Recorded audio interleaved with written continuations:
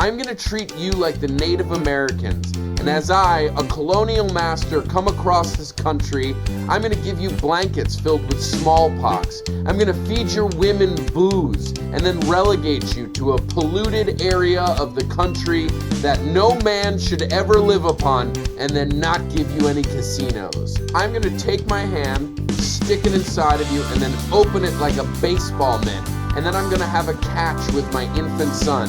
He is going to throw baseballs inside of you, and there will be room to spare. Suck it!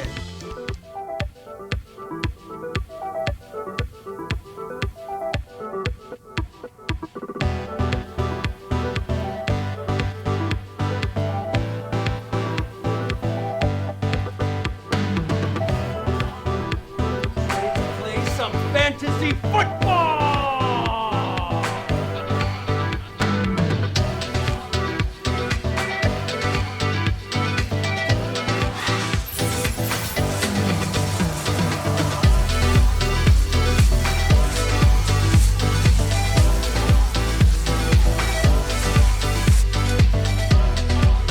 Oh, look who's here! We're back on Fantasy Sports Island. We got the crew. Johnny Ballgame is here. What's up, everybody? We got Sir Poopsalot, Tony. What's going on, brother? Just sniffing fingers. What's happening, guys? It's another glorious week in fantasy football. John, we were just talking about this before we went on air. Who did you drop today, buddy? I'll tell you who I dropped. What person in the NFL loves himself more than Scam Newton? That guy. -5 points. And let me tell you something about Scam Newton. Everybody's worse for him playing for that team. Oh, you got Carolina receivers? They're not going to get the ball because Scam has to run it and he can't throw anymore. Oh, Christian McCaffrey, Chuba Hubbard, Amir Abdullah. I don't care who you got running back wise. Guess who's not getting the ball on the goal line? Because Scam Newton loves him some Scam Newton. That's why. Touchdown ball hog at the end zone, and he got -5 points. And thank God I didn't play him because he is also one of my zeros, and I'll talk about him later. And now I don't have to. Screw you, Scam Newton. I dropped you. You're an awful quarterback. He's not back. Oh, I can't stand that guy, man. He's the worst. He's the worst. Oh, man. Fantasy football circles across the internet and the radio, they're all just smashing this guy. I mean, I gave him a chance, but I told you guys this guy was done before the season even started. The guy's a joke. He can't throw the ball. And I think this is going to be his last, swan song here with Carolina. Once they realize he's not the answer on the second coming. He's not going to finish as the starter. PJ Walker is way better than him. I agree. Yep, I agree. I need to say that again. PJ Walker, the guy before this year, everybody said, who? Looked better than Cam Newton, former MVP, awful hat wearer. Didn't he play in the AFL or what was that league called? That lasted 9 weeks. I think it was called not NFL. Yeah. Yeah. Exactly. All right. Sounds like one of our nicknames. Yeah, that sounds like a nickname, right? By the way, other than that, I think Cam's a swell fellow. Yeah. I really enjoy his play. He's nice to the kiddos that wear his jersey. When he scores a touchdown, he'll give the kiddos the ball. Sure. Good for him. All right, let's lighten things up a little bit with some fantasy nicknames. And since we're being negative, I'll start off with something super negative. I got 2 nicknames for the same freaking guy. Last night, DK Metcalf. I got 2 nicknames. Decoy Metcalf. Yep. And DK Nutsack. Wow. I got one for you. I like this guy way better than single carry and whack toss. Matt Cheetah. That guy looked fast, dude. He didn't get a ton of points, right? Not a ton of yards, but he looks peppier than the other 2 guys combined. But then Whack Toss didn't play, did he? He was on the bench. Healthy scratch. Healthy scratch. Is that team hard to figure out? That team's hard to figure out. They certainly are. Sorry, go ahead. You know what was hard to figure out was the Cleveland Browns the other night. What the hell happened to running back Dick Stubb? I don't know. He stubbed his dick, didn't he? Yes, he did. Yeah, Hunt wasn't much absolutely. better, really. Oh, that was pathetic. Yeah. My God. You know who I love? Who's one of my favorite players right now? Punter return fro. I didn't even realize it until this week that he returns punts. That kid's pretty awesome, dude. I like him. Hunter return fro. I like that. That's good. How about out in Las Vegas? You got tight end Darren Blueballer. Yep. How He's about a tease, baby. He's a tease. He is a tease. He is. Let's see if you guys get this one. Take some pill. Does that make any sense? Yes, it does. Yeah. It's the hill. I like that. I think that's what they're expecting. He's going to take some kind of magic pill and be this amazing starting QB. I don't understand it. Hey, you know, Derrick Henry's out, but what about Dontrell Billboard? He's top 10, baby. Yeah, he is, isn't he? He is. Uh, He is. Yep. Or how about in Cincinnati? Okay, guys. The Bengals have learned that they need to run the ball more, so they've gone to Joe Prescription. Wow. Yes, they have. How about Indianapolis? This guy took away from Pittman Jr. TD wilting because he's an old wilted idiot that's stealing my damn catches, man. Yeah, man, these I don't guys want- coming out of the woodworks, man. Did he catch like the only touchdown? I mean, what the hell, man? You know who vultured 2 touchdowns last night and then got hurt was DJ McKissick? It's unfortunate Yeah. because we were watching running back Christonio McCaffrey's son. That guy was Christian McCaffrey, rolled up in Antonio Gibson. Finally! Yeah. Yeah. This is getting ridiculous. I love it. Yeah. How about I got advice for Chase Play Cool. That guy's going around ripping helmets off my Bengal players. Man. Yeah, he is. He's finally getting targets and putting up some points. He needs to play cool. How about in New England? You got Kendrick Reborn. Huh? Oh yeah, nice. 2 touchdowns? What? Nice. Yeah. How about I got nothing left? You guys are like, was that a name? I got a couple I left literally, for I you. was like, Yeah, who's that? And I saw your face. How this is about ridiculous. Leonard for threat? 4 TDs. He's a threat, baby. And he That's caught one true. catching. hey, I have one. That's You got one, Johnny? Yeah. How about LaFour Pickson? Yeah. that'll work. You know, because Lamar Jackson had 4 picks. So, I had a nickname for him too, Johnny. You're not gonna like it. It's Lamar Flaccid.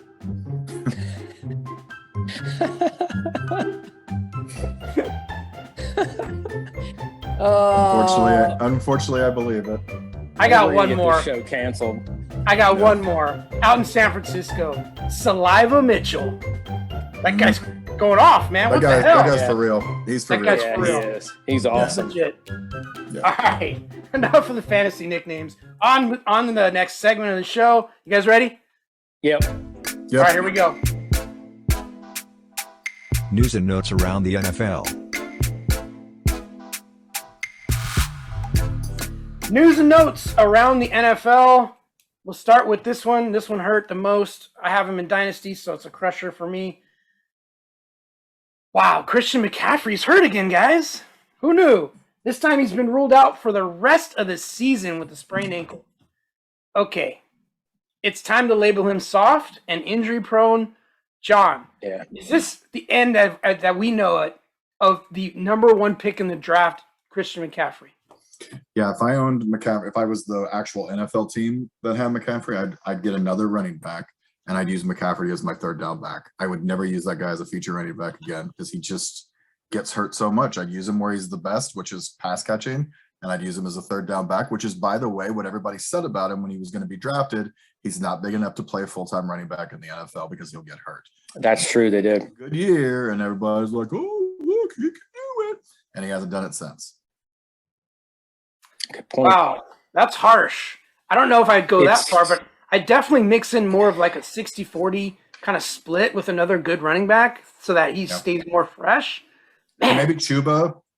gets better, but I mean, Chuba hasn't exactly lit the world on fire when he's had his opportunities. But if that guy got better, then maybe the 1-2 punch, it'll save the pain of him. But I'd still use him more in third downs and passing situations.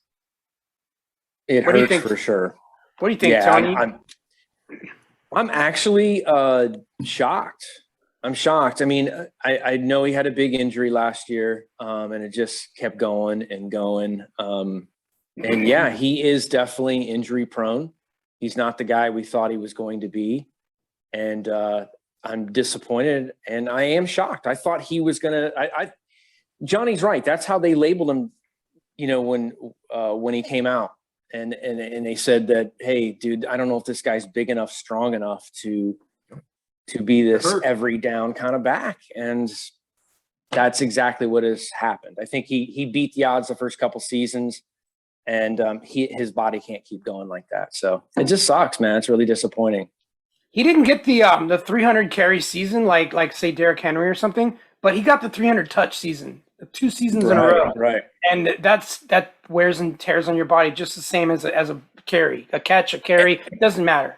And do you think if they had a more consistent, like a more talented QB that was able to go downfield a little more often and take some of the pressure off him, that he might be a little healthier? Absolutely. Because everything relies on his shoulders, Yeah, absolutely. Man. All right, let's get it out of the way. We got lots more injuries to talk about. Dalvin Cook's going to be out a minimum of 2 weeks, and I think it's going to be a lot longer, with a dislocated shoulder. Deebo Samuel's going to be out, they're saying 1 to 2 weeks with a groin injury, but that could linger. Darren Waller is questionable with a T-band strain, but now they're calling him doubtful, and he could be out a while. And DeAndre Swift is questionable with the right AC joint sprain. I also think he's probably doubtful this week. So now you have 4 guys that probably aren't playing this week. Of those guys, do we expect any of them to come back soon, or are these all long-term injuries? I'm going to start with you, Tony. What do you think? It sounds to me like, Waller is going to be halfway decent. He'll be back in a week or 2, I would imagine. I'm a little bit confused. There's some mixed signals on Dalvin Cook, but how can there be mixed signals when he actually had a little bit of a tear? So it doesn't sound good. The one I'm interested in more than anything is Deebo. I think Deebo makes a big difference for that team. I think he makes a big difference for fantasy teams. Obviously, Cook, all the guys make a difference, but because you're a big Deebo guy, I'm curious to see what that can be like. Some guys get these little groin injuries, and a week later they're kicking some ass, and some guys it lingers for 5 weeks. So I don't know, man. It sucks. Deebo's the latter, my man. He's proven that last year. He got those little soft tissue injuries, and he missed a ton of games. So I'm very concerned. True. John, what do you light up your Ayuks? Light them up. Ayuk time. Yeah, remember how he was when Deebo went out last year. That's all I'm saying there. What do we think? What do we think about DeAndre Swift, John? I think that's a more serious injury, actually. To me, I don't know, man. Anytime you start to mess with legs and a running back, I feel like it ain't good. So. Well, his is actually a shoulder. Shoulders are rough too, man. Those big guys, right when they AC. get hit, Mm-hmm. when they fall on their Right. shoulders, that's not fun. Yeah, I'm sorry, that was my bad. Still. Yeah, but you're right. Shoulders running through a line is not great. And isn't Dalvin's the second shoulder he's hurt? Like, isn't it? Doesn't he have both sides now? Yep. Yeah, that guy's He's banged up. out, right? For the rest of the year. They're not gonna play that guy. I think you're right with I don't know. I think his teabag injury. He'll be back in a week or 2. I hope he doesn't, because I picked me up a little bit of Foster Moreau in a couple of leagues, and I like him. I like that guy too. I do. Yeah, my cousin's not happy about that, Johnny. I know, buddy. But listen, I gave him my ample opportunity. Didn't get him until yesterday. Right. But I think he's probably the most likely to come back soon. I'm worried about Deebo. I'm with you. He stayed out a long time last year with an injury. So yep. Which is a shame, and I think that's going to be so detrimental to that team. Yeah, I think so too. You know what else is a shame? COVID. Amari Cooper's still having COVID issues. He's having symptoms, and he most likely not going to play again this week against the Saints. And then we have Ezekiel Elliott and CeeDee Lamb. Both are questionable, but it's leaning towards they're going to both play on Thursday night. So let me start with you, John, because you got Zeke, I got Lamb. Do you think these two are playing? I think Cooper's definitely out. We'll see. I've heard negative things in the last couple hours before we came on the air. But let's talk about Zeke and CD. What's your gut? I think CD plays for sure. I think he was on the verge of playing last week, and they just held him out for one more week. So I feel like CD plays. They said Zeke was a full participant yesterday with no limitations in practice. I didn't hear anything about his practice report yesterday. There was nothing on NFL News, so it seems like that wasn't a thing. So it sounds like he's going to go, but I mean, they've already admitted that they're limiting his touches. So you're getting about 3/4 of Zeke. And if you could live with 3/4 of Zeke, that's better probably than what's on the waiver wire, and it's probably better than what's on your bench. So you might have to go with 3/4 of Zeke. Yeah. What do you think, Tony? What's your gut on Zeke and CD?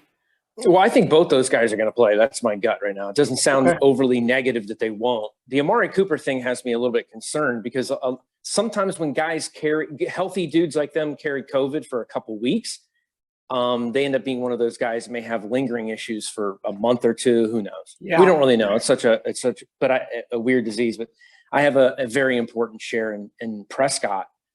You can go to CD Lamb or whoever you want all day, but Amari Cooper is a right-hand man. You need him and Lamb on both sides are the meat and bones. So it's sucks to hear that he's not playing. John? Quick update, Zeke practiced today as well with no limitations. So Yep. I'm hearing he's going to get a full load too from certain reporters. So I said it, full load. Tony will be there then? Tony will be there. Yep. All right, last story. The Saints are planning to start Taysom Hill in Week 13. Do we care? Whoop-a-doo! This is a non-story. It's a non-story. He's first of Non-story. all fasciitis, so already his foot's not good. The only thing that guy's got going for him is that he's mobile. Got a bad foot. I think Simeon's going to get another start anyway. I know they were talking about Taysom practicing and everything. I think Seaman gets the start, and stay away from any Saints ever. I'm staying away from any Seaman that gets the start. Yes, Yeah, I agree. anyone you should stay away from for sure. Any gold semen. Yep. You guys are gross. Yeah, I know. This whole show's been gross. We're only 5 minutes in. Fantasy Heroes and Zeros. Fantasy Heroes and I can do Fantasy that. Zeros. We could do that one, right? All right. Let's start with you, John, and we're going to start with our heroes. And this quarterback has made another appearance on the Fantasy Heroes. Tell me who it is. New Mr. Tua. What's going on with Tua? 2 weeks in a row, he looks like a professional quarterback. He's running, he's throwing, he's hitting Waddle for, my goodness, if you got shares of Waddle, congratulations. He's going off, and he's going off because Tua's actually playing like a quarterback. Welcome back to Heroes, Tua. Welcome back. I have shares of Waddle. Thank you very much. Good for you. You're welcome. Tony, you got a running back as your hero. Who was it? Yeah, I'm going to add a second one in with this because they go hand in hand. But Hilliard and Deontay Foreman, both those guys, I ended up needing them for separate leagues. I was nervous. I know they're not superstars, but I was in trouble. So I had to grab both guys. Like, I don't think I have much of a choice. I got to play these dudes. They both came through for me, especially Hilliard. I wasn't expecting that. So they were huge heroes. Yeah, Hilliard busted that long touchdown. That made a lot of people happy. Yeah. Good for him. All right, well, we already talked about him for my hero, Jalen Waddle. Big shock there. Waddle man, 9 receptions, 137 yards, and a touch. In our league, we get bonus for 10 catches. He had 9 catches after 3 quarters, and I was hoping that Miami wouldn't blow him out so that we could get one more catch. Unfortunately, they did, and he basically was a non-factor in the fourth quarter. That close to having a monster week, but he still had a good week, so I'll take it. All right, John, look who's back at running back for you in the hero section. Tell me about it. Something, man. I almost didn't start this guy because I'm like, man, ankle sprain. They used him very sparingly during the week at practice. don't think he's going to go, but I was a little banged up at running back, and I just wasn't sure, so I put him in as my flex. Mr. Cordero Patterson.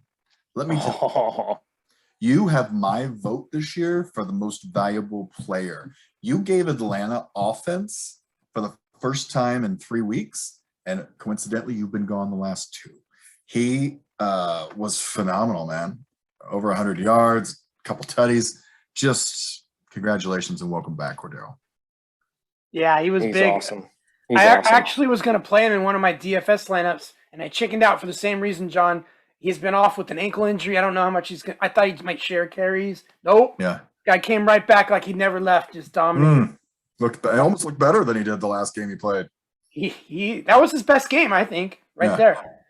All right, Tony, you got a hero at tight end.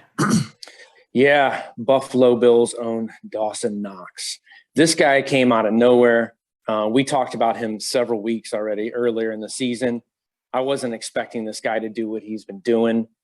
He looks incredible on the field. He looks like a top fiver for next season.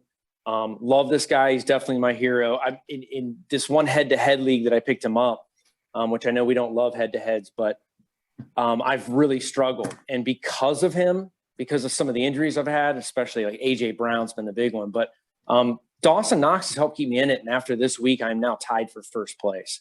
And Nice. I firmly believe it's because of Knox, regardless of that broken hand or not. Couple He quick is a nicknames hero. for that guy that we haven't used before. Dawson's Creek and Fort Knox. Boy's a stud. Excellent. I like Fort Knox. I like that one too. All right, my last hero. So I was watching the game, the Buffalo game. What was that, Sunday? No, Thursday night. And I'm texting you fools, and I'm talking about how Josh Allen's picks are killing me because he'd thrown 2 picks in a row. He hadn't been doing anything. And then he Josh Allen. He went ballistic. He finishes 23 of 28, and 2 of those were picks. So that's incredible. 260, 4 touchdowns with the 2 picks. He also added in 8 carries for 43 yards. Josh Stallion, baby. He does it every week. This guy's a stud, man. So he's my hero. Thank you very much. Should be. Now we got to talk about the negatives. We got to talk about the zeros. I know who John's going to talk about. Go ahead, John. Lay it on me. I mean, I kind of did already. This guy, scam.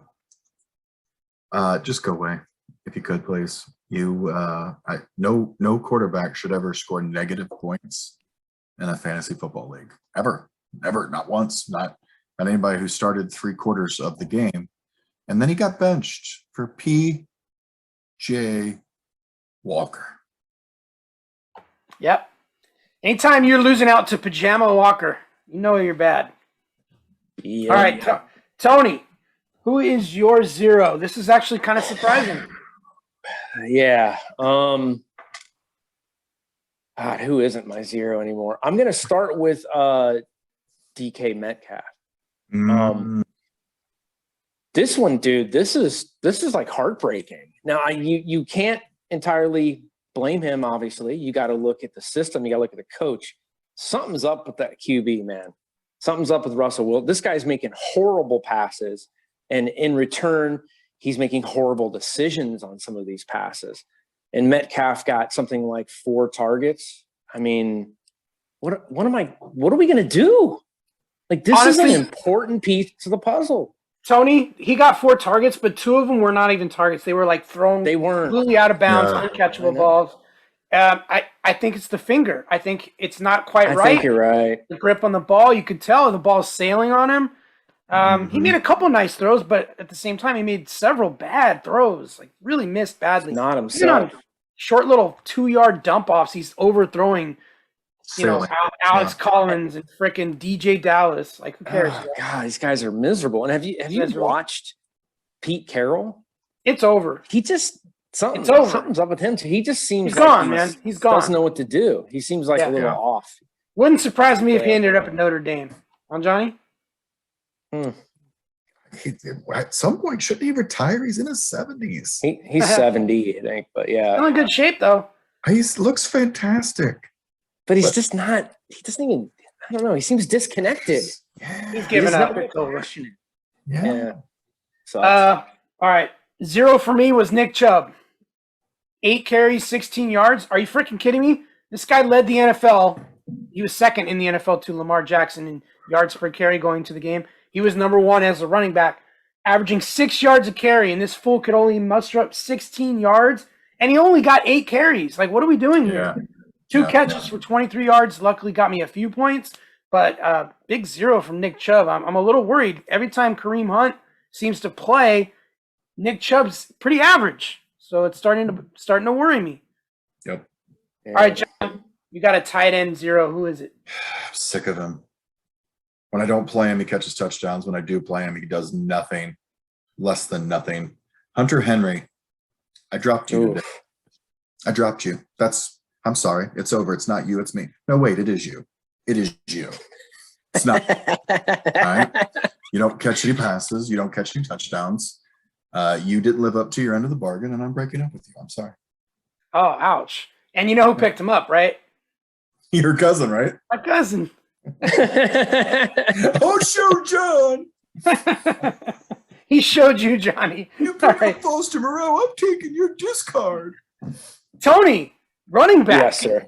Who is it? Yeah, Who's your 0? I'm not worried about this guy, and I'm not mad at this guy, but I am labeling him as a 0 for the week, and that's Najee Harris. He was terrible against the Bengals, but most of the Steelers were terrible, and they were playing catch-up.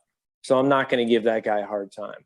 I'm not worried about him either. He's going to be fine, but it stung. It stung, but he'll be all right. So my 0 is a tight end as well, and I overthought myself going into this week. I have Hawkinson and I have Noah Fant, and I thought Hawkinson's going up against the Bears, who are tough against the tight end, and of course, Hawkinson didn't really have a good game until he caught a touchdown at the very end, and I thought Noah Fant had a great matchup, and the bastard caught 3 balls for 12 yards. So he's my 0. This guy, I don't know why we keep going back to the well with Noah Fant, or should I say me? I keep calling him Fanta Claus as we get near Christmas. I'm hoping he'll pick it up. But I know, John, you told me he sucks. Constantly. Yeah, I don't know what else I can do for you. I literally don't start that guy. But John, somehow he's still a top 10 tight end. I know. I don't get it. I don't either. Get it, actually. I do get it, because it brings me to my rant for the day. Is there a worse position today in football than the tight end? No. You can't count on it. Even Kelsey, as good as Kelsey's been, he's not winning a championship this year. Nobody. No, thank you. Kitty Cat, more like it. Guy's always injured constantly. I mean, seriously. Hasn't Mark Andrews been like the best? Yeah, Andrews is kind of showing up, but even he's sketchy. He's not going off. He's like every other Raven, every other game. He's great. You cannot count on any tight end this year. No.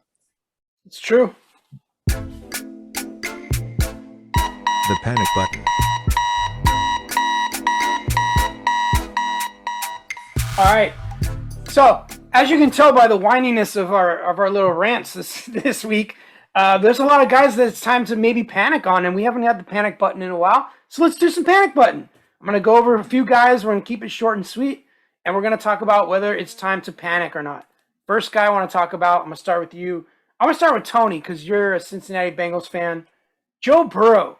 He's quarterback 11, so on paper he looks still pretty decent. He's, a startable quarterback. But the last 4 weeks since Joe Mixon started really going off, he is quarterback 25. What do you think? Do we panic? I wouldn't panic, but if you have somebody else, I would throw him in. He'll be all right. I think that they're going to start. These teams got it now. They know that they're going to be trying to shove the ball down your throat with Mixon. That's going to change a little bit. Same thing's happening with Jamar Chase. They're on that guy like a freaking hawk. So everything's going to, when he does throw the ball, it's going to Higgins, obviously. That's about it. They're going to catch on, and they're going to stop. They're going to slow that run down a little bit. So I'm not too panicky about Burrow quite yet. What about you, John? I'm with Tony on this. I think it'll correct. I think we always find some correction. I think they will start to key on Mixon. And by the way, I told you Mixon was going to be good this year. He's awesome, dude. Last week. Thanks to you. I just, God, it's just one of those feelings where like that guy is going to have a year. But I do think they'll start keying on him a little bit. I think Burrow will be even. He probably shouldn't be your starting quarterback right now. If he is, it's because you've got somebody who's incredibly injured. So I don't know if panic button is the right word. I'd be concerned. I'd certainly look to find like a Tua or even maybe trade for Hurts after his crap game. See if you can buy low on that guy. But I wouldn't panic and drop him. I just would be cautious. Well, we're not going to drop him, okay? But I am very panicked. If I am a Joe Burrow owner, you better hope you have someone else. And luckily, the league that I have Joe Burrow in, I also have Herbert. So I'm okay. Although Herbert's another guy that's up and down and up and down. But let me tell you something. Joe Burrow, Jamar Chase has hit the rookie wall, okay? Joe Mixon, they're learning that they win by not turning the ball over and feeding Joe Mixon. And their philosophy has changed. And they're becoming a much more the ball control type offense. That's not good for fantasy numbers for Joe Burrow. I thought Joe Burrow coming into the season with his weapons, they were going to be airing it out. That's not happening anymore. He's throwing less than 30 passes a game, and I think that's the way it's going to be. I think that's how they're winning. That's how they're winning. Yeah. Why would they change? Isn't their guy, their head coach, Taylor, wasn't he a Patriots coach? Yeah, he's a disciple. Oh, okay. Yeah. So he reminds me of Belichick a little bit. Yeah. Air when he wants to, and then go to ground game for 4 or 5 games, and then go back to airing it out for a little bit. So, yeah, I get it. Coming right back to you, Johnny Ballgame. Right. Lamar Jackson. He's still quarterback 10, so he's top 10 barely. But 4 of his last 5 games have been very pedestrian, and he missed another game due to illness in that streak. And he's coming off a game where he threw 4 interceptions, and yet the Ravens still won the game. But are you panicked? Is it time to panic on Lamar Jackson? No, his ceiling's too high, right? I mean, even in his floor, he threw 4 picks, still got 20 points. I mean, it was great, but he still did better than Burrow.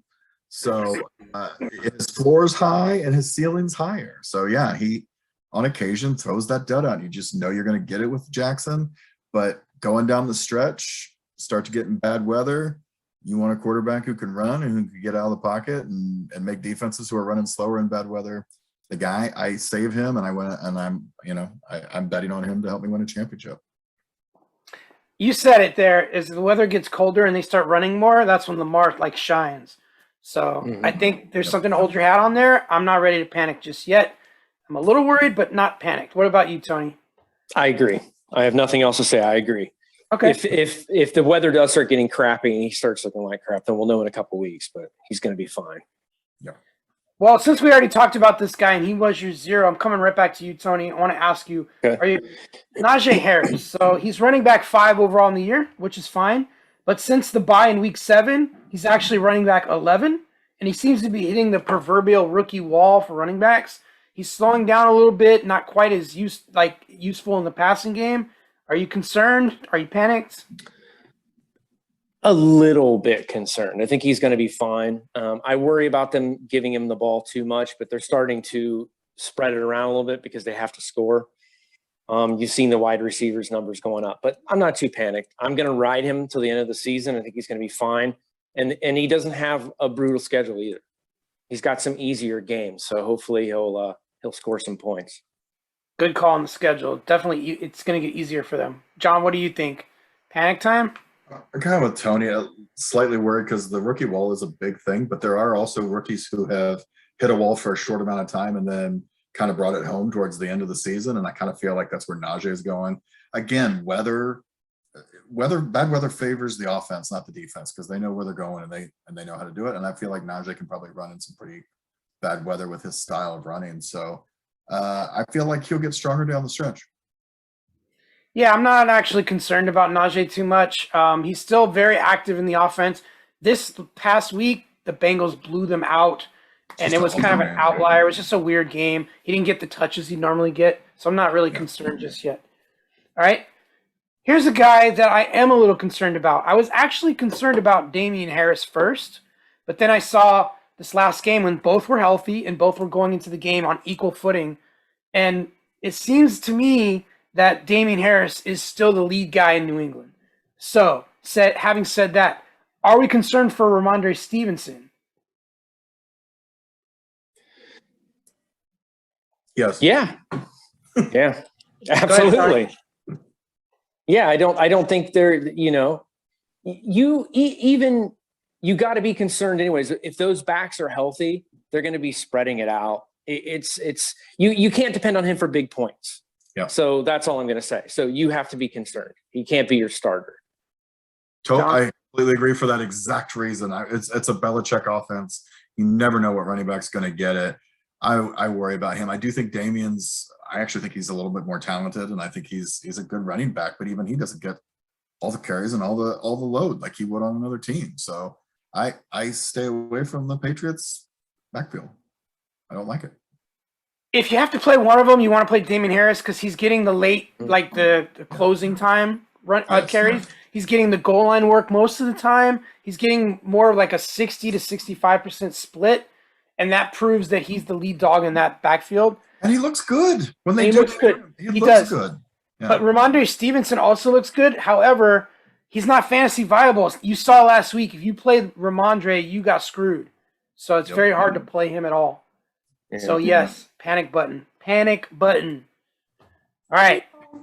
Here's another guy that I'm personally panicked about because I own him in Dynasty, and I knew he's a rookie. We knew going in, rookies don't always fare well at the tight end position. It's usually second or third year they explode. Kyle Pitts in Atlanta. He's tight end 8, but he's hanging on by a small thread. Since week 7, when he had that huge game, right, against the Jaguars, he's tight end 30, John. You should be worried.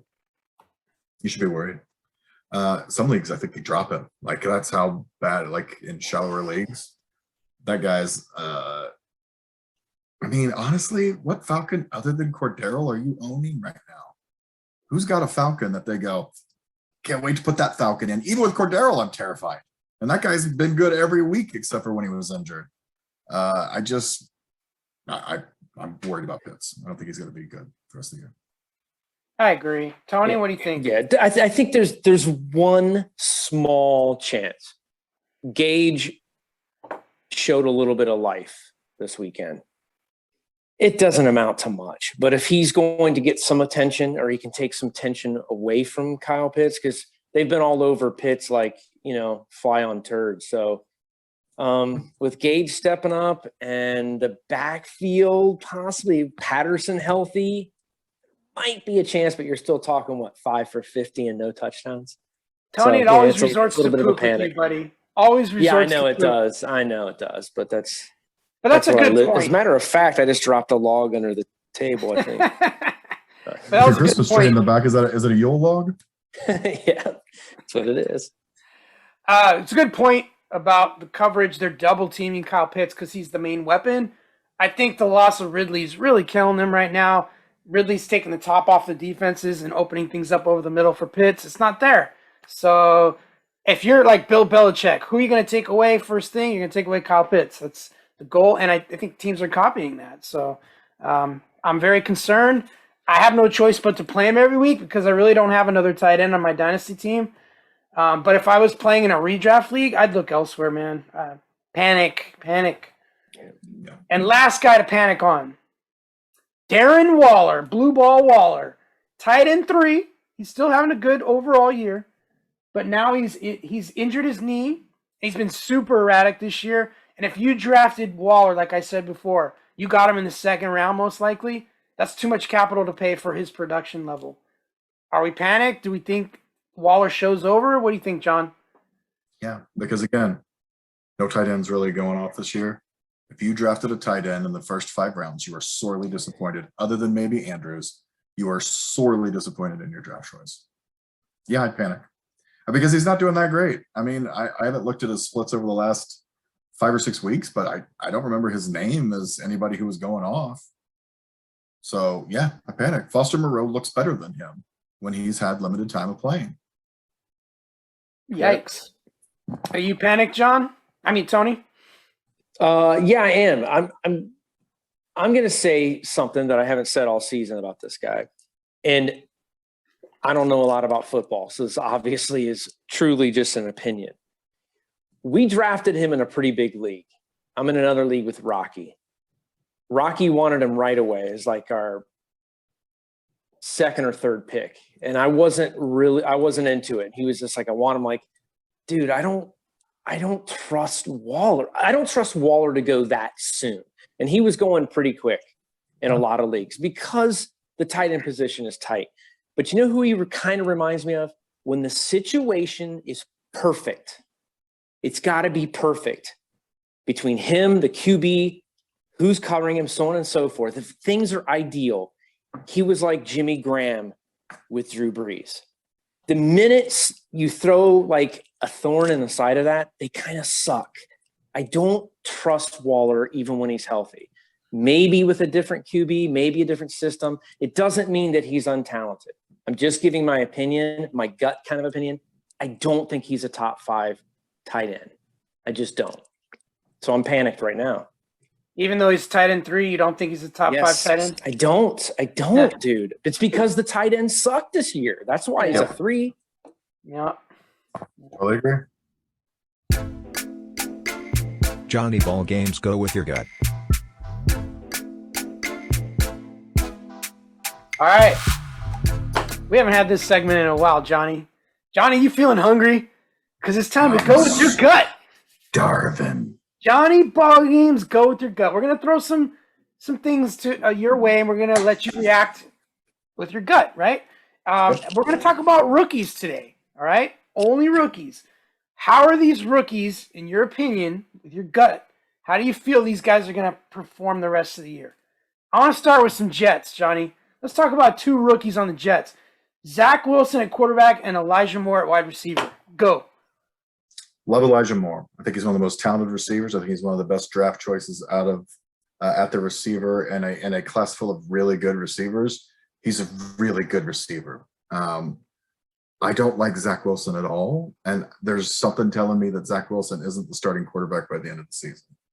Elijah Moore can play with pretty much anyone. He played pretty well with Flacco. He played pretty well. He actually played really well with Flacco. Played pretty well with whatever that guy's name was who had the 5-minute flash in the pan. White. Yeah, White. Mike White. And even the other quarterback that they had, so they've got 4 of them on their web. He did pretty. Was it Webb? Yeah. He did pretty well with that guy too. So I like Jones a lot. I don't like Zach Wilson. I don't think Zach Wilson's the starter by the end of the season. All right. Sticking with quarterbacks then, I want to talk about 4 rookie quarterbacks that may or may not get playing time the rest of the way. 2 of them are for sure. Mac Jones and Trevor Lawrence. And then 2 are question marks to play at all the rest of the year. Justin Fields and Trey Lance. Give me your gut on what you think, how Mac Jones is going to fare and Trevor Lawrence the rest of the way. And then do you think Justin Fields sees the field again? And do you think Trey Lance sees the field again? Go. Mac Jones will be the only rookie quarterback to play in the playoffs. And I think the Patriots go to the playoffs, and I think he leads them there. I think he's having a fantastic year. He's doing what they're asking him in the system. And Belichick's again showing you why Belichick is one of the greatest coaches of all time. Had a down year last year. I blame Scam Newton. He ruins everybody. He's the coach killer. Ask Rivera, who's in Washington now. Who else? Trevor Lawrence. Trevor Lawrence. He'll play out the season. He'll be below average, just like he is today.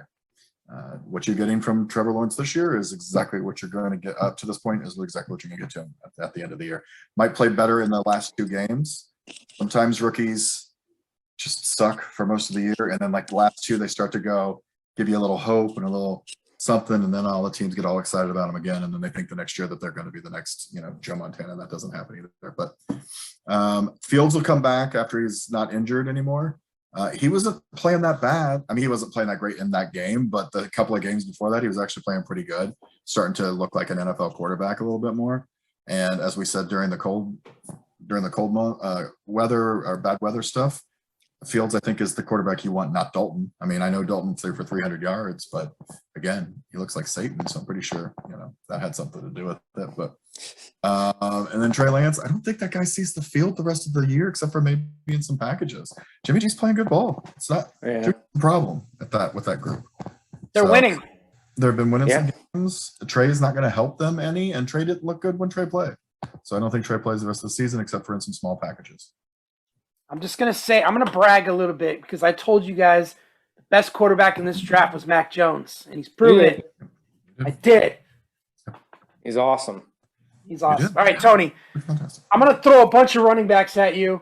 You know what? You can come to us for help if you need it, but I want to get your takes on these five guys, all rookies. First, Najee Harris. I want to know what you think the rest of the year. Elijah Mitchell, Michael Carter, Javonte, and Chuba Hubbard. I'm going to start with Najee. What do you think? Kind of like what we discussed before. He's got a reasonable schedule. It's not too tough. I think they have like maybe one or two mediocre defenses they got to face. They're going to keep giving him the ball, and I think he's going to finish strong. He may not have the same numbers he's had some of the past games, but he'll be fine and have finish a good year, I think. So you're thinking second wind is coming for Najee? Yeah, yeah. I'm not saying he's going to be having 150 yards a game, but I think he's still a rookie, and he's well above average. I love watching him. I think he's going to be fine. What do you think about Elijah Mitchell? That guy, man, he has some energy. I love watching that kid. Another, let's see, they're playing the Seahawks. They got a pretty easy schedule too. And they need him. I think if some issues with Debo, I think they're going to keep giving. As long as he's healthy, I think he's going to finish. I think he's going to look good. He looks good now. I think he's going to be great the rest of the season. Yeah, can he stay healthy is the question, I think. That exactly. Yeah. All right, Michael Carter. What do we think? We haven't seen much of him. Yeah, well, he's been banged up, right? When does he come back? That's one thing I don't know. He comes back in a week or two, doesn't he? Mm-hmm. They got a rough schedule.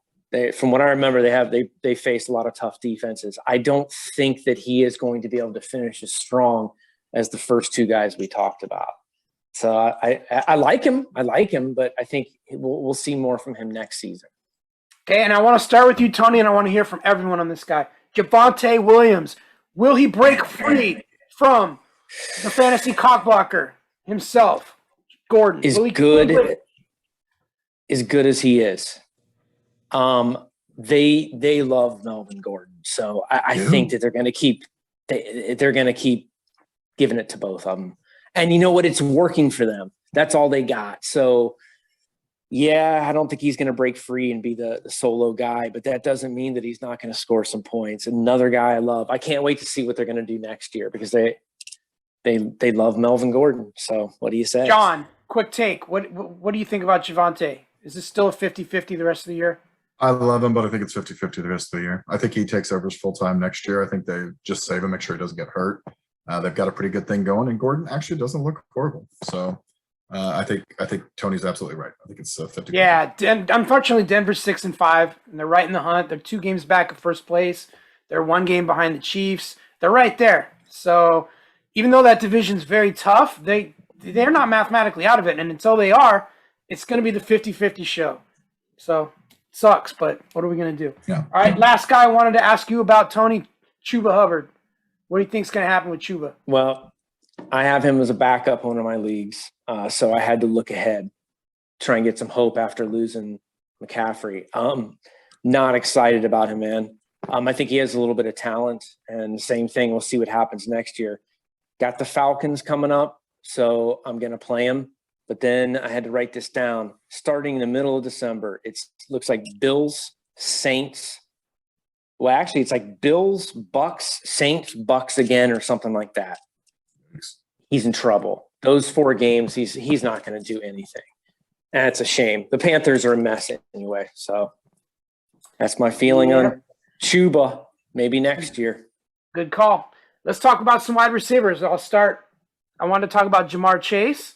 I think he's hit the rookie wall. I think the philosophy in Cincinnati has changed. They're a more run-heavy team, control the clock like we were talking about. So I don't think Jamar Chase, you're not going to see top 10 Jamar Chase anymore this season. That is in the past. He's still good. He'll still catch a long ball every now and then, get a few touchdowns, but you're not going to see those explosive games. He's a target now. People know what he can do, and they're shutting him down. They're double teaming that kid. So it's going to be tough sledding for him. And then Jalen Waddle, I think this is the rookie wide receiver to own the rest of the year. Miami's got a good thing going right now, and Tua loves Jalen Waddle. Tua loves Jalen Waddle. He throws him the ball almost all the time. It's glorious if you have Jalen Waddle.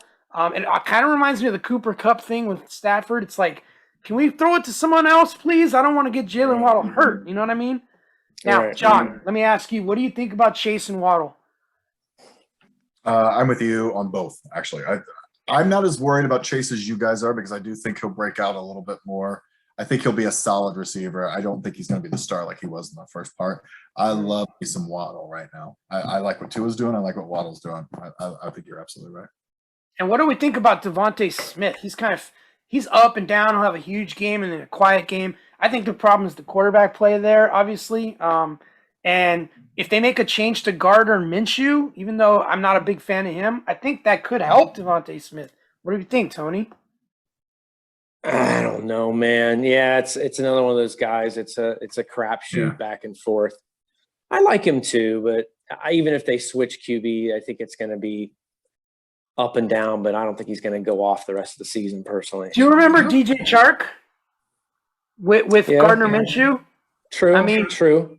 Gardner Minshew, say what you want about him. He can throw the ball a little bit, whereas Jalen Hurts is an awful quarterback when it comes to throwing from the pocket. What do you think, John? They were winning with him, though. Up until this last week, and he had a crap game.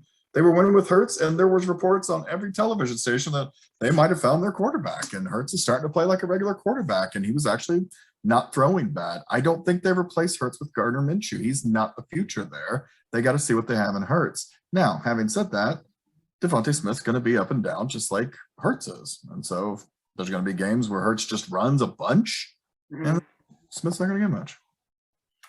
One more receiver, rookie receiver I want to talk about was Rondale Moore out in Arizona. I have this hunch he's about to explode. He's not going to be on par with Jalen Waddle because he doesn't get the volume, but Rondale Moore is a superior athlete, speedster, and I think he needs Kyler Murray to be healthy to produce. And I think now that Kyler's healthy, I think it's going to show, and I think Rondale's going to be kind of like a wide receiver 3 the rest of the way. What do you think? Tony, what do you think? Yeah, I think the same thing. I think he's going to do what he's doing now, where you're going to see a couple more games out of him where he's going to have big numbers. Yeah, he's super talented. But going back to the old mouths to feed in that offense, it's not like he's going to have 125 yards a game, but you'll see some flashes of his brilliance for sure. All right, John, quick gut feelings on these two. Tight ends, rookie tight ends, Kyle Pitts and Pat Freiermuth. What do you got? It's not so much. I just don't think he's not on a very good team. They'll make a concerted effort to try to get him the ball a little bit more, and he'll have a few more catches, but he's getting targets now. He's just not catching that many, and when he is catching them, they're not going for big yards. I love Freiermuth. I do. I love him. I think he's a weapon in Pittsburgh. Now, it's a roller coaster ride with that guy. Some weeks he's phenomenal, catching a couple of touchdowns, and some weeks he's not catching anything. But if you're looking for a tight end with upside who's going to catch the ball for sure in the red zone, Freiermuth's pretty exciting to watch. I would go with him. Interesting stat. Since week 5, Freiermuth has doubled up production point-wise on Kyle Pitts. Double. Wow. Didn't see that coming. All right, real quick. Tony, what's your gut on Kadarius Toney the rest of the way? Tony.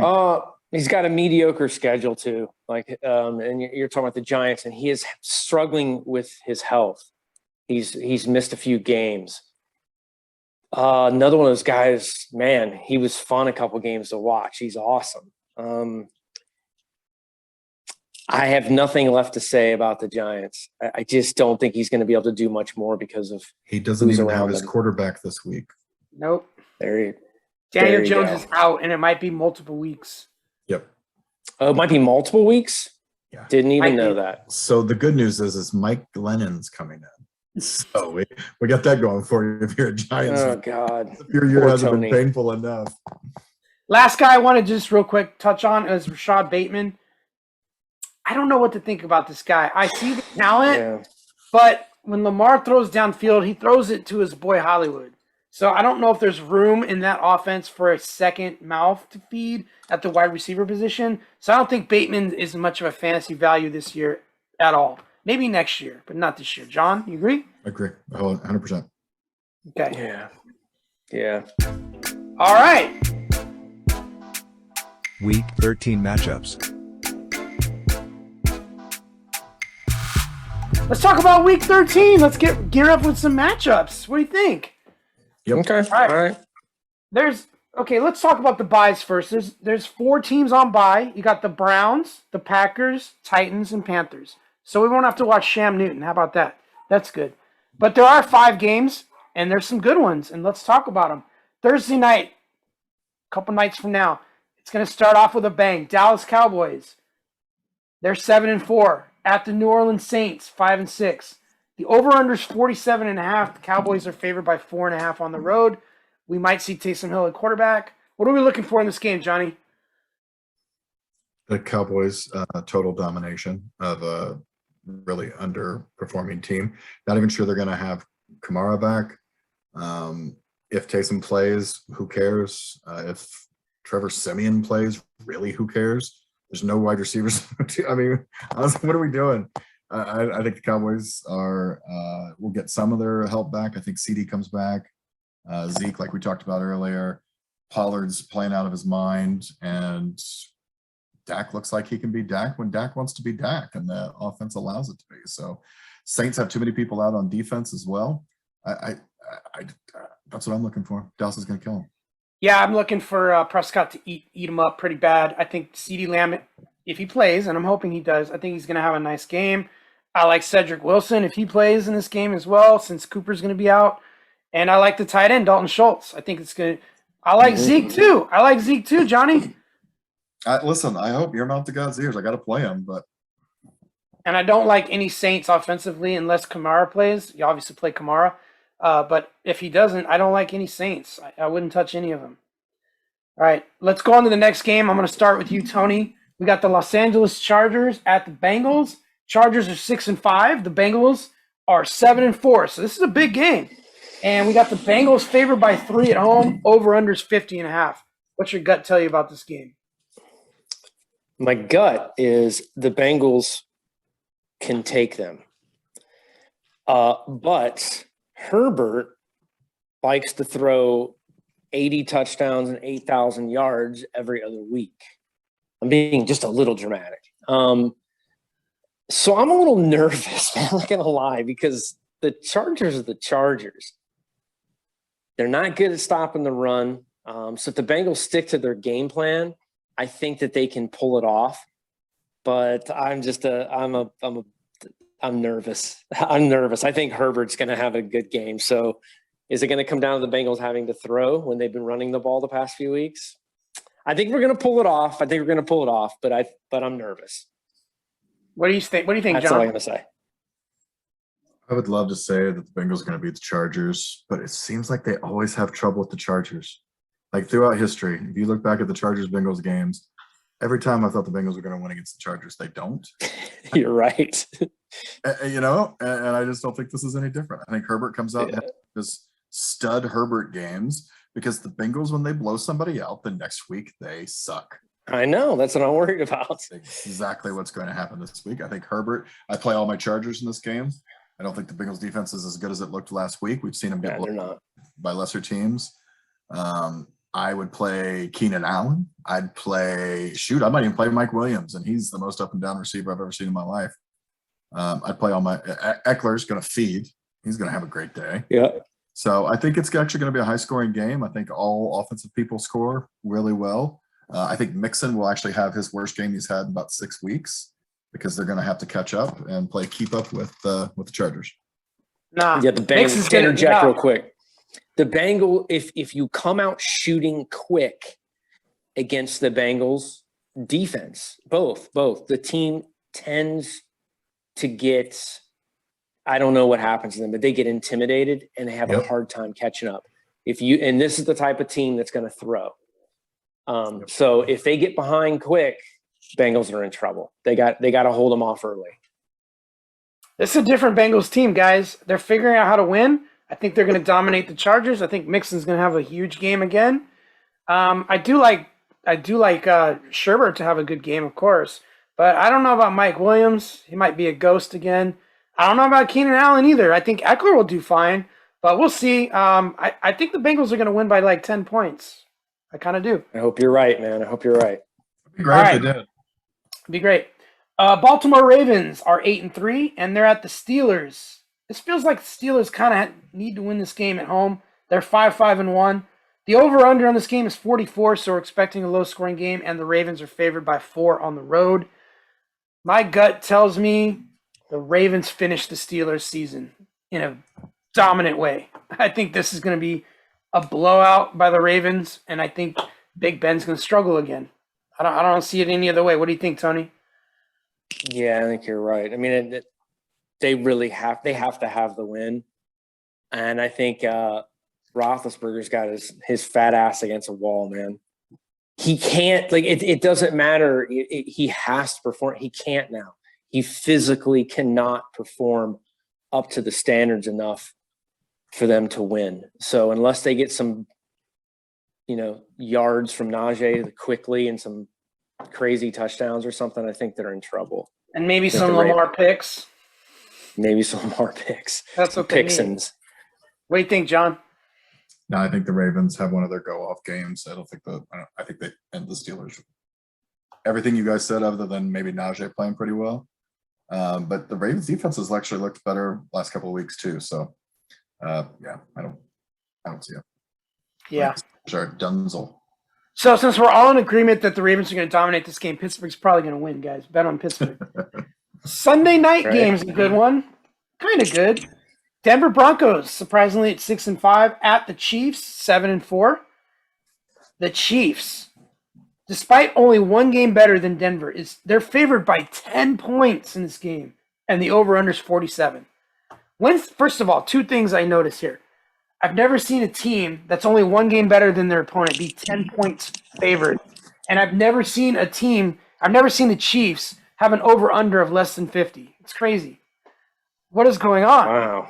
What do we think about this game? Is this going to be a Chiefs blowout like Vegas predicts? Yes. Yeah, yes, it is. It is going to be a blowout. The Broncos offense isn't very good. Teddy Bridgewater, great backup quarterback, should not be a starting quarterback in the NFL. The only reason he is because they don't have anybody better. And I love Teddy. I love the story. I love the comeback, blah, blah, blah. He shouldn't be a starting quarterback. He's not very good. They've got receivers. They never get to catch the passes. I mean, Judy, Cortland Sutton, any other team, those two guys are raking in catches, and they're right. They've got two good running backs. One could be great if they let him, but they're satisfied with two good running backs. And so the defense is actually pretty good for the Broncos. It's what keeps them in games. But I think the Chiefs started to figure it out, and they take whatever the defense has given them over the last couple of games. Mahomes is playing different. He's not taking as many, shots down the field because they're giving him underneath stuff, and he's taking them, and he's hitting people right on target. The Cheetah, he's catching little passes underneath and running like he does. So I like them a lot better. I like the Chiefs to blow them out. I actually think the 10 is doable, and I would take that line. And also, I don't know if you know this, but look back in history, the Chiefs dominate the Broncos. Dominate. We expect the same, basically, right? Yeah, I will say you are an absolute fool if you do not start Noah Fant. Just kidding. Sorry, dude. You can't not start Noah Fant. You can't. He's Noah can't. So Noah can't. Monday night. This is the game of the week, baby. This is the one we're all dying to see, right? Or at least I am. New England Patriots 8-4 at the 7-4 Buffalo Bills. Monday Night Football. Bills are favored by 2.5. Over under 43. That's pretty low. Yeah. I'm expecting this to go over for sure.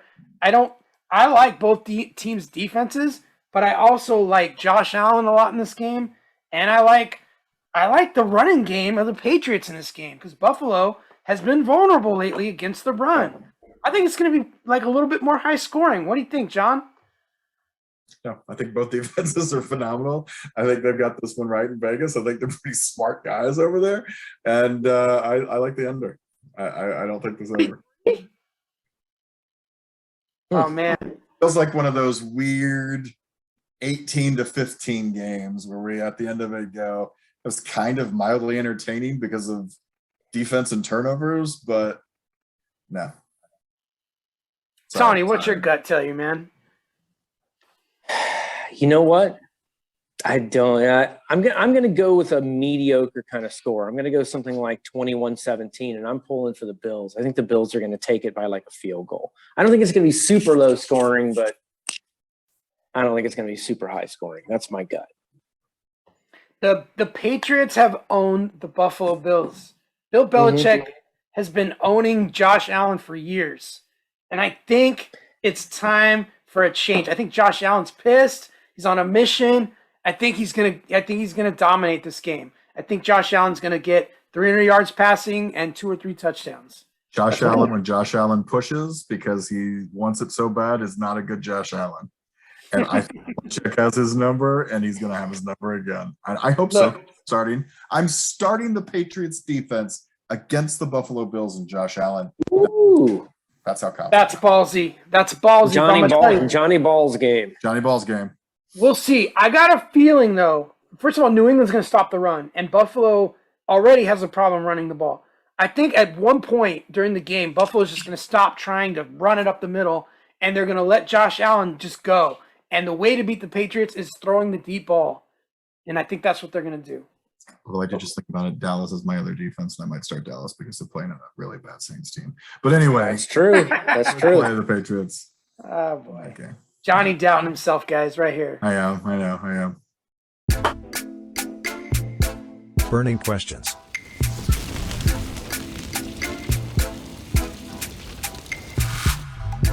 Burning questions. These questions have been burning in my mind, and I got to ask you guys. I got 2 burning questions tonight, so it should be short and sweet. Let's talk about next year's draft.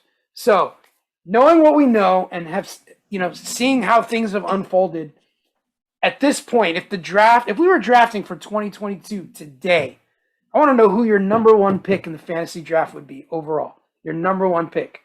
I'm going to start with you, Tony. It's probably going to be Jonathan Taylor. I'm a huge fan now. That guy's a workhorse, and he's the best guy on the field to me right now, offensively. Above all other positions, that would be my number 1 pick, personally. John, I want to hear who your number 1 would be. I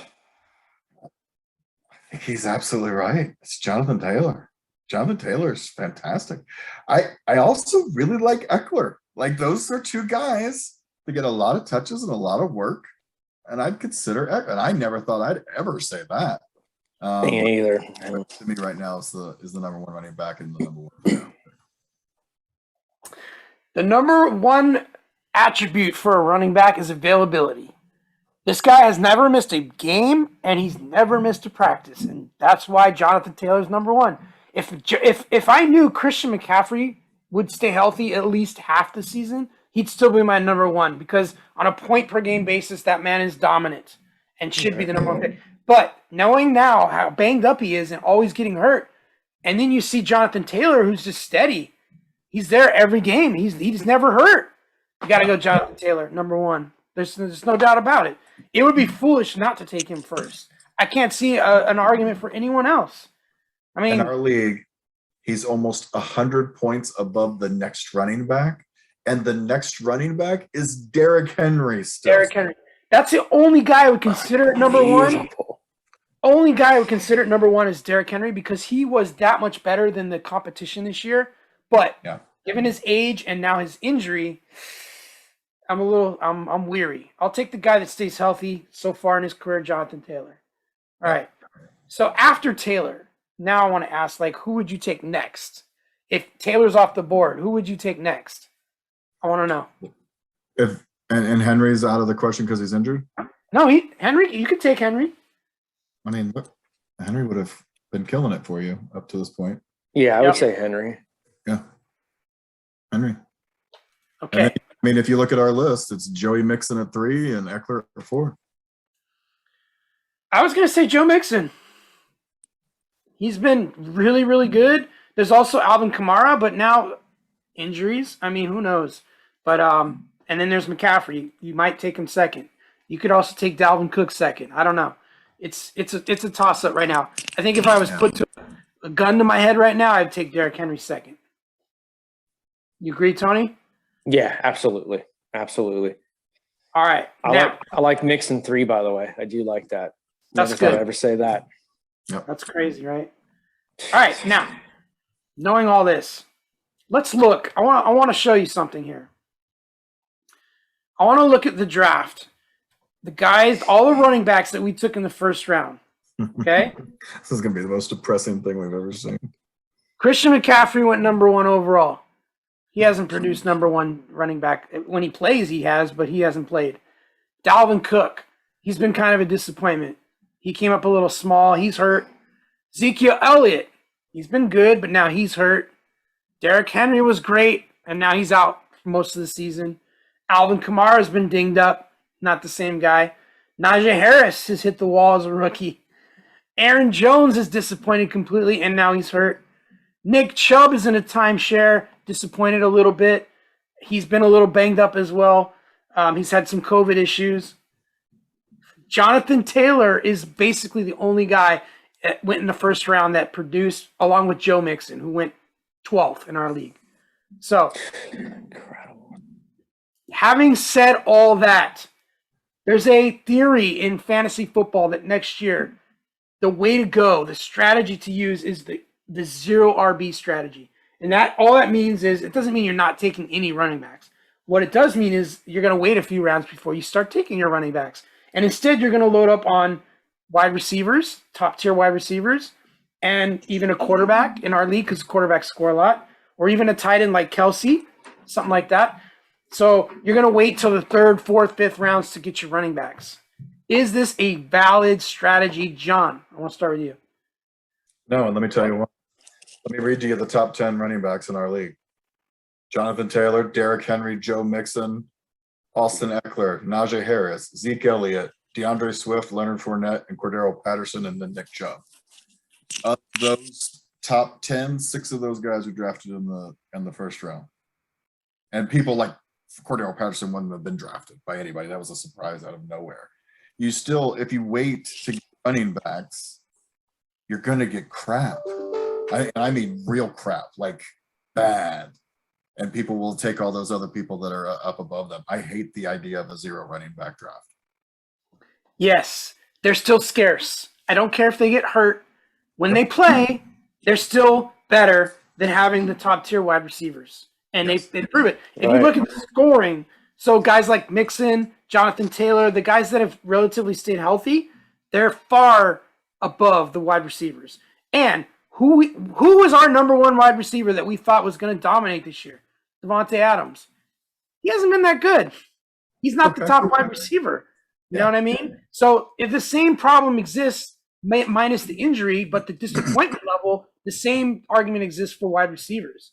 So you're going to take Kelsey in the first round? You're going to take a tight end in the first round over a running back? Really? I mean, I wouldn't base any draft over anything that happened in the weirdest fantasy year I can ever remember. And that includes the COVID year. It was more normal than this year. Yeah. Yeah, it was. It was more predictable last year than it is right now. You're having the same issue with wide receiver, the same issue with tight ends.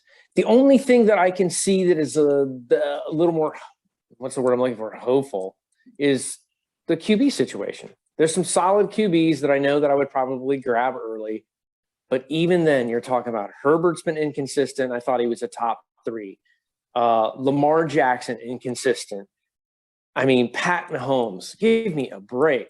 But then you got some fill-ins there like, Mac Jones that are badass. So whatever. At this point, I'm just rambling. Weird season, and we're not going to know anything. I'm not going to know what I'm going to be doing until next July, probably. No idea. You still need to grab those running backs, though, right? You do. That's the point. You still got to get a running back. You don't have a choice. Even if you pick the wrong ones, your goal is to get 2 good running backs because they're scarce. As disappointed as you are in Aaron Jones, he's still the 15th running back. Which is RB2. Dalvin Cook is the Unbelievable, 13th man. running back. James Conner is the 12th running back, which I can't believe. Mhm. Alvaro, who's missed 3 games, he's number 11. I mean, you could talk about not getting any of these top 10 guys, but what are you getting after that? Going with Myles Gaskin as your number 1? I don't think so. Yeah. Trouble. So we're all thumbs down on the 0 RB theory. Thumbs down. Yes, for sure. All right. That was a good discussion, guys. Appreciate it. So, guys, we want to thank you for watching yet another episode of Fantasy Sports Island. Make sure you hit that like button. It's good for the YouTube algorithm. It lets them know that people want to see this video. Pumps it up, gets it out there. So we appreciate that. Make sure you subscribe and hit that notification bell. If you want to hear us every week, you'll get notified. And we appreciate your support. I want to thank Johnny Ballgame for bringing that heat again tonight. Good job, Johnny Ballgame. Thanks, brother. All right, and I want to thank Sir Poops-a-lot, Tony B, bringing it again. And guys, if you want to see some funny stuff, go check out Tony B's other YouTube channel, Donuts and Beer. Thanks, brother. Do it. Appreciate it. Little cross-reference. I like it. Little cross-reference there. Here we go. Little cross-promotion. But we appreciate you, and we'll see you next week for week 14. Holy crap, Johnny. Unbelievable. Unbelievable, man. And guys, Ah, jeez. aloha. Thanks, Chuck. Thanks, Appreciate Chuck. it, gentlemen. As always, man. Thanks to all our loyal viewers who support this channel.